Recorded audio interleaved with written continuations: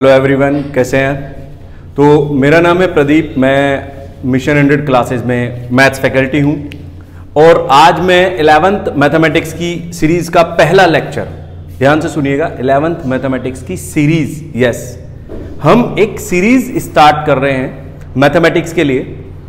11th class हमने 12th class के लिए भी किया था और वहाँ हमें सक्सेस मिली थी और हमने वहाँ बहुत कुछ सीखा कि इस ऑनलाइन प्लेटफॉर्म को हम किस तरह से बेटर यूज़ कर सकते हैं नॉलेज के लिए। तो प्लान किया कि 11th की भी एक सीरीज़ होनी चाहिए। तो मुझे लगा कि सबसे पहला चैप्टर जो मुझे इस सीरीज़ में लेना चाहिए वो है ट्रिग्नोमेट्री। मैं ट्रिग्नोमेट्री को फर्स्ट चैप्टर इसलिए लेके चलना चाहता हूँ कि ये ट्रिग्नोमेट्री इसीलिए इंपॉर्टेंट हो जाती है क्योंकि आपको 10th से कनेक्ट कर देती है ना।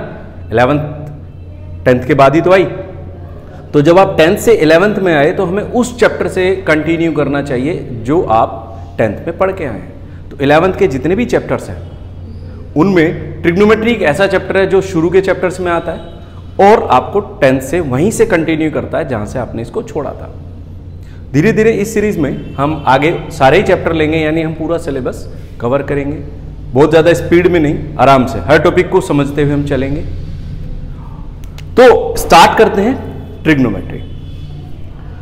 ट्रिग्नोमेट्री वर्ड के बारे में आपने 10th क्लास में फर्स्ट टाइम सुना था कि ट्रिग्नोमेट्री क्या होती है। वहां पे आपने क्या पढ़ा कि ट्रिग्नोमेट्री का मतलब है कि ट्रिगोन, है ना, मेट्री का मतलब मेजर करना। तो तीन चीजें जिसके पास है, तो हमने क्या पढ़ा था सिंपल बेसिकली कि जी एक राइट ट्राइंगल होता है ना, राइट ट्राइंगल यानी जिसमें एंगल 90 डिग्री होता है। इस राइट ट्राइंगल की opposite side of 90 degree angle, इसको हाइपोटेन्यूज कहते हैं। अगर मैं इसको एंगल थीटा मान लूं तो इसके सामने वाली side is perpendicular and this is base, ठीक है ना। अब हम क्या करते हैं, इस एंगल को इन साइड्स के रेशो से रिलेट करते हैं। ये हमने 10th में सीखा था, मैं आपको वहीं से उठा के लाऊंगा 11th के अंदर, ध्यान से सुनिए। तो हम कैसे रिलेट करते हैं जी, हमारे पास 6 ट्रिग्नोमेट्रिक रेशोज, या जिन्हें अब हम 11th में फंक्शन कहेंगे, लेकिन 10th में हम इन्हें क्या कहते थे, ट्रिग्नोमेट्री रेशोज।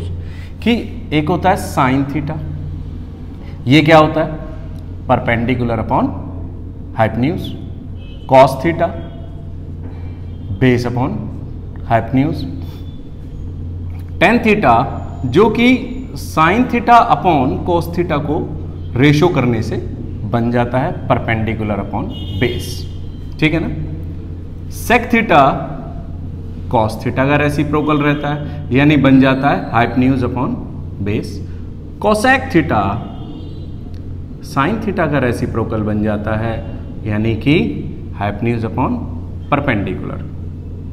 और कोट थीटा टेन थीटा का रेसिप्रोकल बन जाता है, यानी कि बेस अपॉन परपेंडिकुलर। ये 10th क्लास में वो चीज थी जो हमने पढ़ी थी, 6 ट्रिग्नोमेट्रिक रेशोज। और इसे लर्न करने के लिए हमने ट्रिक्स भी पढ़े थे कि जी, है ना, पंडित बद्री प्रसाद हर हर बोले सोना चांदी तोले, ये एक ट्रिक थी। कोई पढ़ता है जी पाकिस्तान भूखा प्यासा हिंदुस्तान हरा भरा। देखो ट्रिक्स तो कैसे भी हो सकते हैं, हमें जो पसंद आए जिससे हम याद कर सकें वो ट्रिक हो जाती है। एस का मतलब sine theta perpendicular upon hypotenuse, C का मतलब cos theta base upon hypotenuse, और टी का मतलब tan theta perpendicular upon base. That was in 10th class, right. अब हम 11th क्लास में क्या पढ़ेंगे, क्या नया पढ़ेंगे। अब हम 11th क्लास में ये पढ़ेंगे कि ट्रिग्नोमेट्री सिर्फ ट्राइंगल में नहीं लगती, फिर कहाँ लग सकती है, किसी भी ज्योमेट्रिकल फिगर के अंदर आप ट्रिग्नोमेट्री लगा सकते हैं अगर वहां पे एंगल का रोल आ जाता है तो, ठीक है। एंगल का रोल आ जाता है। एंगल कहाँ आ जाता है, एंगल आएगा हर सर्कुलर चीज में एंगल होता है। जैसे मैं एक बात करता हूं, ये है एक सर्कल, सर्कल है, गोल बनाया ना बिल्कुल, दिस इज सर्कल जिसके पास एक सेंटर है, एक रेडियस है, ठीक है। सर्कल की क्या डेफिनेशन होती है, सर्कल की डेफिनेशन होती है कि एक ज्योमेट्रिकल क्लोज्ड फिगर जिसका हर पॉइंट इस फिक्स्ड पॉइंट जिसे हम सेंटर करें एक फिक्स डिस्टेंस पे रहता है। यानी आप इस सर्कल पे कहीं भी कोई पॉइंट प्लॉट कीजिए, ओ जो कि fix point centre of the circle है उससे डिस्टेंस फिक्स रहेगा, that is radius, that is the definition of the circle. Clear? अब इसमें एंगल कैसे क्रिएट हो सकता है, इस बात को समझिए। अगर मैं P पर खड़ा हूं और इसके दूसरे पॉइंट Q पे मुझे जाना है, ठीक है, तो मैं P से स्टार्ट करके Q तक जाता हूं। ये मैं P से Q तक गया। P से Q तक जाने से हुआ क्या? P से Q तक जाने से क्या हुआ? एक एंगल मेजरमेंट भी तो आई यहां पर। आप जब P से Q पर गए तो सेंटर पे एक एंगल बना, ठीक है ना, और जितना आप P से Q की तरफ चलेंगे यानी कि सर्कल के सरकमफ्रेंस पे मूव करेंगे, ये एंगल भी उतना ही बढ़ता जाएगा। तो पी क्यू तो कोई भी पॉइंट हो सकता है, ये एक्चुअली में क्या है, ये आर्क है। आर्क कहां पे होगी? On circumference of the circle, circumference of circle. आपने सर्कल के सरकमफेरेंस पे एक आर्क बनाई, वो किसी भी लेंथ की हो सकती है, ठीक है। हम इसको पी क्यू को यहां पे एल कहते हैं, आर्क। आपकी एल जितनी बड़ी होगी ये थीटा भी उतना बड़ा होगा, सेंटर पे जो एंगल बनेगा, यानी थीटा एल के डायरेक्टली प्रोपोर्शनल है। डायरेक्टली प्रोपोर्शनल, ये सिंबल डायरेक्टली प्रोपोर्शनल का होता है। इसका मतलब जब ये क्वांटिटी बढ़ेगी तो ये क्वांटिटी भी बढ़ेगी। तो theta directly proportional to L. तो हम इसे रिलेट करते हैं by the formula theta is equal to L upon R. R आपकी क्या है? आर तो रेडियस है, ठीक है। तो theta is equal to L upon R, एक रिलेशन स्टैब्लिश हो जाता है। बात समझ आई? अभी इसके बारे में बताऊंगा। अब दूसरी बात ये आती है, सर्कल के सरकमफ्रेंस पे आप दो डायरेक्शन में मूव कर सकते हैं, एक तो एंटी क्लॉकवाइज और एक क्लॉकवाइज। जब आप एंटी क्लॉकवाइज चल रहे हैं तो ये जो डायरेक्शन P से Q की तरफ गई, ये एक्चुअली में एंटी क्लॉकवाइज गई। एंटी क्लॉकवाइज का मतलब होता है घड़ी की उल्टी दिशा में, ठीक है।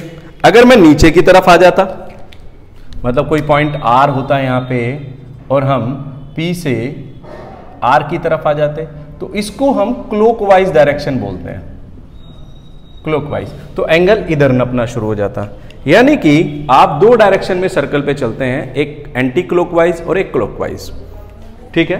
एंटी क्लॉकवाइज डायरेक्शन को पॉजिटिव माना जाता है, यानी एंगल को यहां पे आप पॉजिटिव मानिए, एंटी क्लॉकवाइज एंगल पॉजिटिव।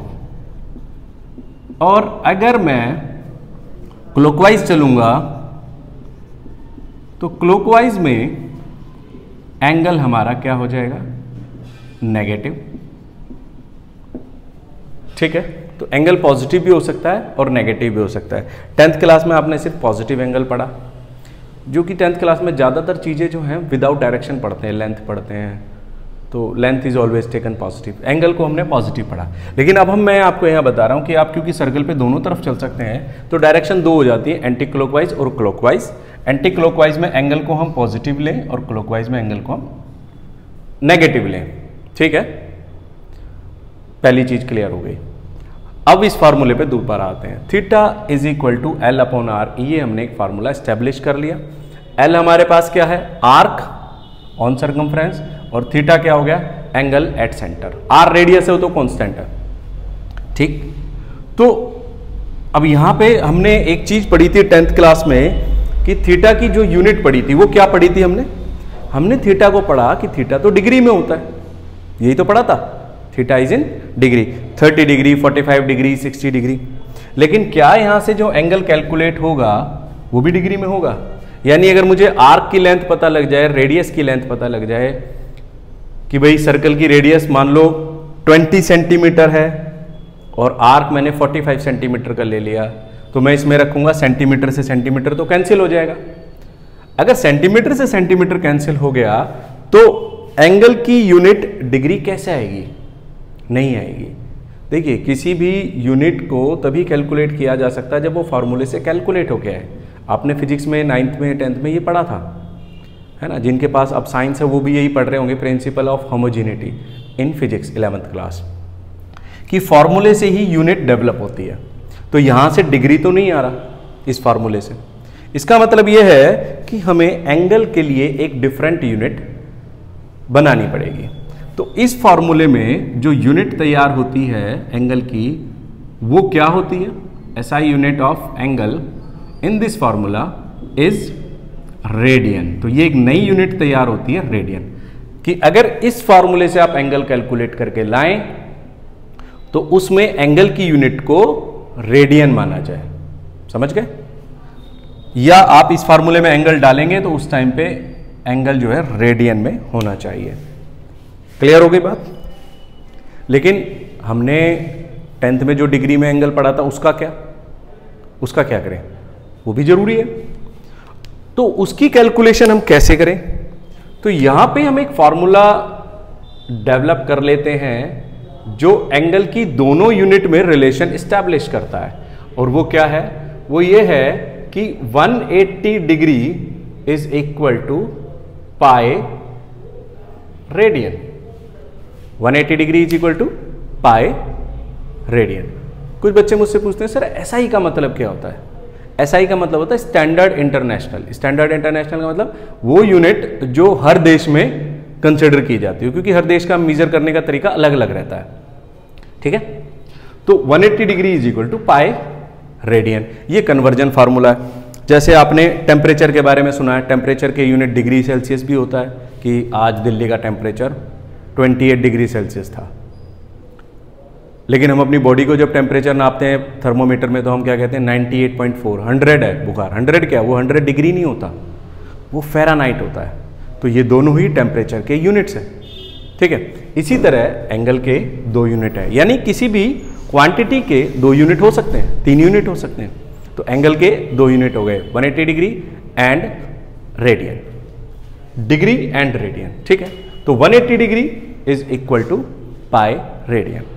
सबसे पहली चीज, यहां से हम डिग्री को रेडियन में कन्वर्ट कर सकते हैं। कैसे कर सकते हैं? जैसे मान लीजिए 60 डिग्री है, मुझे इसे रेडियन में कन्वर्ट करना है, तो हमेशा पाई अपॉन 180 से मल्टीप्लाई कर देंगे हम।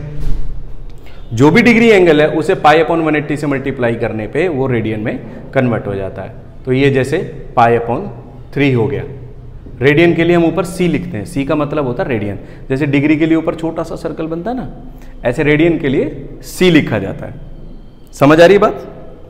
और अगर हमें किसी रेडियन को डिग्री में कन्वर्ट करना है, मान लो पाई अपॉन 4 रेडियन है और मुझे इसे डिग्री में कन्वर्ट करना है, तो ये रेशो पलट के यूज होगा। कैसे? 180 अपॉन पाई। तो अब जो वैल्यू कैलकुलेट होके आएगी वो किस में आएगी? डिग्री में। ठीक है? तो ये कैलकुलेट होके आ गया 45 डिग्री। तो इस तरीके से हम रेडियन एंगल को डिग्री में और डिग्री एंगल को रेडियन में कन्वर्ट कर सकते हैं। क्लियर हो गई बात? अब यहां पे एक चीज और समझनी बहुत जरूरी है, जो जनरली हमें पता तो होती है लेकिन पूछने पर कोई बता नहीं पाता। मैं ज़्यादातर स्टूडेंट से पूछता हूं तो वो कई बार कंफ्यूज हो जाते हैं, सर ये क्या है? और वो चीज़ है पाई। अभी हमने पाई को इंट्रोड्यूस किया। अगर कोई आपसे क्वेश्चन करता है कि व्हाट इज पाई, तो बहुत सारे स्टूडेंट्स जवाब नहीं दे पाते। आई एम श्योर कि कुछ स्टूडेंट्स को पता होगा, लेकिन सभी स्टूडेंट्स नहीं बता पाते व्हाट इज पाई। तो वो ये कह देते pi is 22.7, sir pi is 3.14। नहीं, दिस इज नॉट पाई। ठीक है? ये हमने पाई के वैल्यूज 10th क्लास में मेंसुरेशन में जरूर यूज किए हैं, but these are not the values of pi. तो सबसे पहला क्वेश्चन हमारे सामने जो अराइज होता है वो ये है कि व्हाट इज पाई। ठीक है? What is pi. आप पाई को कैसे डिफाइन करेंगे? हम पाई को क्या कहेंगे? सबसे पहली बात यह है कि पाई एक इर्रेशनल नंबर है। Irrational number. अब आप कहेंगे इर्रेशनल नंबर वो क्या होता है सर? 9th में पढ़ा था ना, नंबर या तो रेशनल होते हैं या इर्रेशनल होते हैं। इर्रेशनल नंबर वो नंबर होते हैं जो सिंप्लीफाई करने पे ना तो कभी उनका रिमाइंडर 0 आता, ना उनका क्वेश्चन रिपीट होता। देखिए, हम जब नंबर सिस्टम में जाते हैं तो इंटीजर्स आते हैं, नेचुरल नंबर आते हैं, 1 2 3 are the natural numbers. Negative positive कर दें तो इंटीजर्स हो गए, रेशो में कर दें तो वो रेशनल नंबर हो जाते हैं। नंबर रेशो में कौन से होते हैं? जो रेशनल नंबर है वो रेशो में माने जाते हैं। ठीक है? लेकिन अगर आपके पास कोई नंबर रूट में है और वो सॉल्व नहीं हो रहा, ठीक है, तो वो नंबर क्या हो गया, इर्रेशनल नंबर हो गया, क्योंकि ना तो उसका रिमाइंडर 0 आ रहा। हम रेशनल नंबर को जब सॉल्व करते हैं, न्यूमरेटर को जब डिनोमिनेटर से डिवाइड करते हैं, तो हम ये देखते हैं या तो रिमाइंडर 0 आ जाए या हमारा जो क्वेश्चन है वो रिपीट करने लग जाए।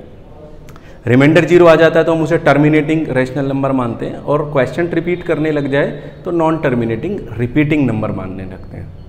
लेकिन इर्रेशनल नंबर वो नंबर होते हैं जो नॉन टर्मिनेटिंग नॉन रिपीटिंग होते हैं। तो पाई को जब हम सॉल्व करने चलते हैं, ना तो इसका कभी रिमाइंडर 0 आता, ना ही इसका क्वेश्चन आज तक कभी रिपीट किया गया। ट्रिलियंस में, लाखों करोड़ों की बात छोड़ो, उसके आगे तक भी सॉल्व करके देख लिया, डेसिमल के बाद लाखों करोड़ों डिजिट के बाद भी सॉल्व करके देख ली, आज तक ना तो रिमाइंडर 0 हुआ है और ना ही कभी इसका क्वेश्चन रिपीट किया है। तो पाई एक इर्रेशनल नंबर है। अब पाई आता कहां से, पाई कहां से आता है? अगर आप किसी भी सर्कल को लें, कोई भी एनोनिमस सर्कल ले लें, आपने एक सर्कल ऐसे खींच दिया जी, जमीन पे खींच लो बड़ा सा सर्कल, जैसे आपको ठीक लगे एक सर्कल खींच लो, उसकी सरकमफ्रेंस को आप इंच टेप से मेजर कीजिए, है ना, उस सर्कल के सरकमफ्रेंस को आप इंची टेप से मेजर कीजिए कि ये सरकमफ्रेंस इतने मीटर या इतने सेंटीमीटर बैठ रही है, ठीक है, और उसका डायमीटर ले लीजिए।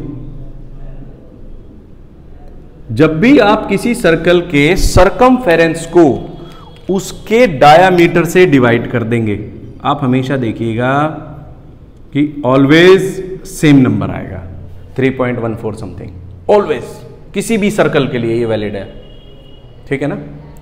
तो वहां से पाई कैलकुलेट होता है, यानी हर सर्कल में मौजूद है। इसी फॉर्मूले से बनता है C = 2πr, जो हम यूज करते हैं ना, circumference of the circle is 2πr। तो पाई ये होता है, डायमीटर 2r हो गया, तो सरकमफ्रेंस 2πr, वो एक्चुअली में इस फॉर्मूले से बन के आया यहां से। तो that is pi. Pi is the ratio of the circumference of the circle to its diameter. पर रेशो से ये मत समझ लेना कि फिर ये रेशनल नंबर होना चाहिए। शुरू में सब यही मानते थे कि रेशो आएगा रेशनल नंबर होगा, लेकिन जब ये सॉल्व ही नहीं हुआ तो फिर इसको इर्रेशनल की कैटेगरी में रखना पड़ा। तो दैट इज पाई। समझ आ गई बात। अब आपसे कोई भी पूछता व्हाट इज पाई, तो आप बता सकते हैं कि it is the ratio of the circumference of the circle to its diameter. Clear हो गई बात। तो हम इसको यहां पे इसलिए मेजर कर रहे हैं क्योंकि एंगल अब सर्कुलर चल रहे हैं, कहीं भी अगर सर्कल आएगा वहां पे पाई इंट्रोड्यूस हो जाएगा। जैसे सिलेंडर आपने मेंसुरेशन में पढ़ा था, तो उसके फार्मूलों में पाई था क्योंकि बेस सर्कल था, कोन का बेस सर्कल था, तो इसलिए उनके फार्मूलों में पाई आएगा। किसी भी चीज जो सर्कुलर होती है, स्फेयर, हेमिस्फेयर, कोन, सिलेंडर, इन जिनका बेस या कहीं भी सर्कल पार्ट होता है ना, वहां पे फार्मूले में पाई जरूर आता है। तो पाई क्योंकि सर्कल से बिलोंग करता है, इसलिए हर उस जगह आएगा जहां पे सर्कल है। तो इसीलिए हमने पाई को यहाँ पे इंट्रोड्यूस कर दिया, क्योंकि अब हम एंगल को सर्कल में पढ़ रहे हैं। ठीक है, तो क्लियर हो गई बात कि 180 degree is equal to pi radian. तो आज की क्लास में, आज के लेक्चर में हमने जो बात समझी वो ये समझी कि ट्रिग्नोमेट्री हर उस जगह लग सकती है जहां पर एंगल मेजर हो जाएगा। एंगल दो डायरेक्शन में चलेगा, clockwise and anti clockwise. Anti clockwise में एंगल को हम पॉजिटिव लेंगे और क्लॉकवाइज में एंगल को हम नेगेटिव लेंगे।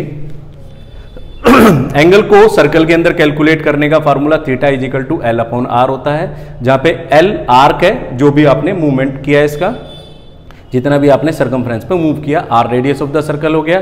तो this is the formula generated. यहां से जो एंगल निकल के आया उसकी यूनिट रेडियन हो गई, नॉट डिग्री, याद रखना, रेडियन।